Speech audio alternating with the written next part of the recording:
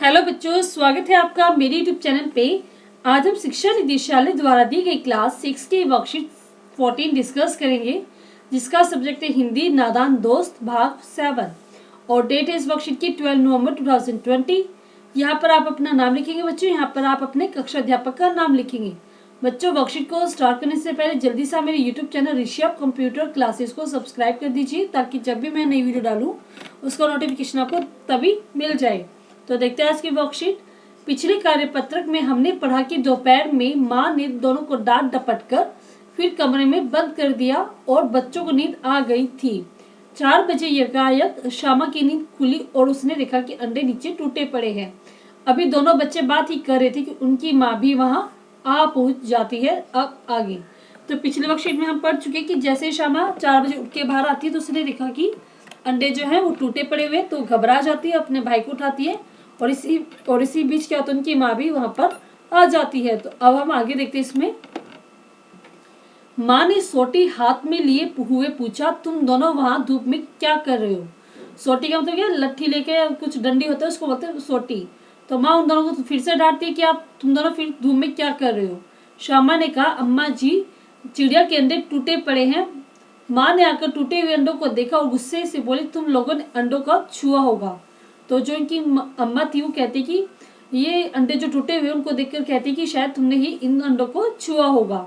अब तो श्यामा को भैया पर जरा भी तरस न आया। उसी ने शायद अंडों को इस तरह रख दिया होगा कि वे नीचे गिर पड़े। तो इस बार क्या हुआ, श्यामा को डाउट हो रहा था अपने भाई पे कि शायद उसने ही इस प्रकार अंडे रखे होंगे कि वो अंडे नीचे गिर गए और वो टूट गए। इसकी उसे सजा मिलनी चाहिए। तो वो सोच रही थी अब उसके भाई को इस चीज की सजा मिलनी चाहिए। बोली, इन्होंने अंडे को छेड़ा था अम्मा जी। तो वो श्यामा बता देती है अपनी मम्मी को कि जो केशव भैया उन्होंने ही अंडों को छेड़ा था। माँ ने केशव से पूछा, क्या क्यों रे? केशव भीगी बिल्ली बना खड़ा रहा। माँ, तू वहां पहुंचा कैसे? तो केशव क्या था, डर के मारे चुपचाप खड़ा रहा। तो माँ उससे फिर पूछती कि तू वहां तक पहुंचा कैसे, क्योंकि जो कार्निस था बहुत ऊंचा था। हमने पिछले वर्कशीट में पढ़ चुके हम। तो श्यामा चौकी पर स्टूल रखकर चढ़े अम्मा जी। तो केशव बताता है कि श्यामा ने चौकी लेकर आई थी, चौकी के ऊपर स्टूल रखकर मैं अंडों तक पहुंच गया था। केशव, तू स्टूल थामे नहीं खड़ी थी। श्यामा, तुम्ही ने तो कहा था। तो केशव उसको चिढ़ाते हुए कहता है कि तूने तो वो स्टूल पकड़ा था। तो श्यामा कहती है, तुमने ही तो कहा था। तो वो कहती है कि भाई ने ही कहा था। माँ, तू इतना बड़ा हुआ, तुझे अभी अब इतना भी नहीं मालूम कि छूने से चिड़िया के अंडे गंदे हो जाते हैं।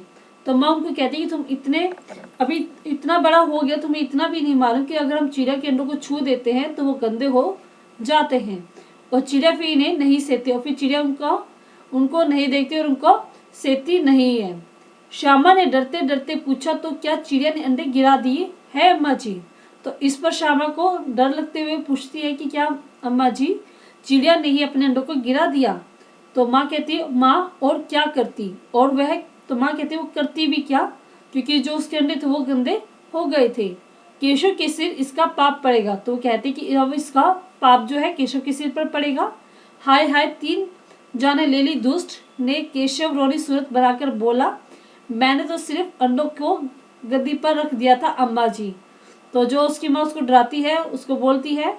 तो इस पर जो कहता है केशव क्या कहता है, रोनी सूरत बनाकर कहता है कि मैंने तो उनको अंडे को गद्दी पर रखा था, ताकि वो क्या थे, पहले क्या था, वो झाड़ पर या मतलब सीकों पर रखे हुए थे। तो उसको लग रहा था कि इन अंडों को दर्द हो रहा होगा, तो इसलिए उसने उनके लिए गद्दी बना दी थी। लेकिन क्या हुआ, वो उसने गलती कर दी थी। माँ को हंसी आ गई। तो ये बात सुनकर माँ को हंसी आई, मगर केशव को कई दिनों तक अपनी गलती का अफसोस होता रहा। अंडों की हिफाजत करने की जोग में उसने कर डाला। इसे याद कर उसे कभी कभी रो पड़ता था। दोनों चिड़िया वहां फिर कभी न दिखाई दी। तो ये क्या है, जो केशव है उसको मन ही मन में बहुत दुख हो रहा था कि उसकी वजह से क्या अंडे टूट गए थे और वो हिफाजत करना चाहता था, लेकिन उसने उनका नुकसान कर दिया। तो कई बार उसको चीज याद आती थी, वो रो पड़ता था। तो अब हम देखते हैं इस वर्कशीट की क्वेश्चन आंसर। तो क्वेश्चन आंसर क्या है बच्चों, गद्यांश के आधार पर आपको निम्नलिखित प्रश्नों के उत्तर देने हैं। तो फर्स्ट है, केशव और श्यामा ने चिड़िया के अंडों की रक्षा की या नादानी, सोचकर लिखी। तो क्या होगा इसका आंसर, देखते हैं। वास्तव में तो वे उन अंडों की रक्षा करना चाहते थे, लेकिन नादानी में रक्षा में हत्या हो गई। लेकिन नादानी में क्या हो, रक्षा की जगह क्या होगी बच्चों, हत्या हो गई। यह उनकी नादानी सिद्ध हुई और बच्चों को ये मालूम नहीं था कि वे अंडों को छू देंगे तो चिड़िया उन्हें छोड़ ही देगी।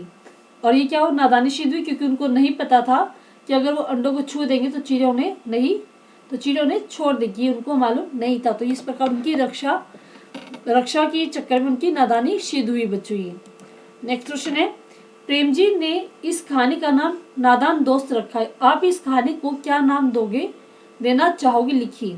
तो हम इस कहानी का क्या नाम देना चाहेंगे, देखते हैं इसमें। मैं इस कहानी में आई बचपन की नादानियों को देखते हुए इसका नाम बचपन की नादानियां रखना चाहूंगा। ठीक है बच्चों, तो इसका नाम हम क्या रखना चाहेंगे, बचपन की नादानियां रखना चाहेंगे। नेक्स्ट क्वेश्चन इसमें, दोनों चिड़िया वहां फिर क्यों नहीं दिखाई दी, तो देखते हैं इसका आंसर। बच्चों द्वारा अंडों को छेड़े जाने से चिड़िया परेशान हो गई होंगी और उसे लगा होगा कि ये जगह अब उसके लिए सुरक्षित नहीं है, इसलिए चिड़िया वहां फिर दिखाई नहीं दी। समझ में आया बच्चों, क्योंकि बच्चों ने क्या कहता है, उसके 3 अंडों को तोड़ दिया था और जिसकी वजह से चिड़िया को क्या लगा होगा कि ये जगह अब उसके लिए सुरक्षित नहीं है, इसी कारण वो आगे कभी भी भविष्य में उनको दिखाई नहीं दी बच्चों। तो नेक्स्ट क्वेश्चन है किस वर्कशीट का, दोनों चिड़िया वहां से कहाँ गई होगी, अपने दोस्त या भाई बहन से बातचीत करके लिखिए। तो कहाँ गई होगी चिड़िया ने कोई सुरक्षित ठिकाना देख अपना घोंसला वहां बना लिया होगा। तो चिड़िया वहां से कहाँ चली गई, कहीं पे जहाँ पर उसको सुरक्षित ठिकाना मिल गया होगा वहां पर वो रहकर घोंसला बना लिया होगा, तो वो वहीं पर चली गई होंगी बच्चों। ये आपका 4th क्वेश्चन का आंसर हो जाएगा। नेक्स्ट क्वेश्चन हम देखते हैं इसका, क्या आपके साथ भी कभी ऐसा हुआ है कि आप अच्छा काम कर रहे थे परंतु वह गलत हो गया है, याद करके लिखिए। तो जब भी आपके साथ ऐसा हुआ कि आप किसी का भला करना चाहते हो लेकिन आपने उसका नुकसान कर दिया हो, तो आपको वो यहाँ पर लिखना है। तो वैसे एक इवेंट जो मेरे साथ हुआ है वो मैं आपको बता रही हूँ कि क्या हुआ है कभी, कि हाँ मेरे साथ भी ऐसा हुआ है। एक बार एक मेहमान घर पर खाना खाने आए और मैंने उन्हें गलती से प्याज की सब्जी दे दी। ठीक है, प्याज की सब्जी दे दी, इसमें कोई गलत नहीं है, लेकिन देखते आगे क्या गलती की मैंने इसमें, जबकि उनको प्याज से एलर्जी थी। दिक्कत क्या थी, उनको प्याज से एलर्जी थी। तो जैसे हर एक को किसी ना किसी चीज़ से एलर्जी होती है, तो उनको किस चीज़ से एलर्जी थी, प्याज से एलर्जी।